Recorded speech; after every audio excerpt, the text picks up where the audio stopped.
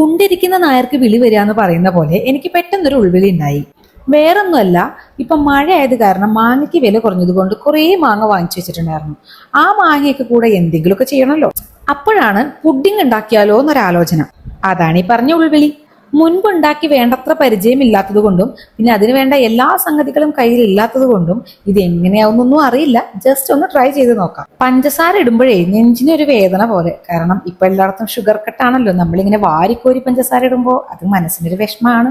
പിന്നെ ജീവിതം ഒന്നല്ലേ ഉള്ളൂ. അപ്പൊ പിന്നെ ഉള്ള സമയത്ത് ഇഷ്ടമുള്ള ആഹാരങ്ങൾ ഇഷ്ടം പോലെ ഉണ്ടാക്കി കഴിക്കുക. പിന്നെ എന്താ സംഭവിക്കാന്നൊന്നും നമുക്ക് ആർക്കും പറയാൻ പറ്റില്ലല്ലോ.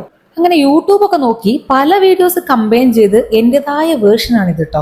വേറൊന്നും കൊണ്ടല്ല, ഓരോ വീഡിയോ കാണുമ്പോഴും അതിലെ പല ഇൻഗ്രീഡിയൻസും എന്റെ കയ്യിൽ ഇല്ലാത്തത് കൊണ്ട് എല്ലാം കൂടെ മിക്സ് ചെയ്ത് ഞാനായിട്ട് ഉണ്ടാക്കിയ ഒരു റെസിപ്പിയാണ് ഇത്. പാലും പഞ്ചസാരയും മാങ്ങയും ബ്രെഡും ഒക്കെ ആയതുകൊണ്ട് കുട്ടികൾക്ക് ഇഷ്ടപ്പെടുന്ന ഒരു പ്രതീക്ഷയുടെ പുറത്താണ് ഞാനിത് ഉണ്ടാക്കുന്നത്.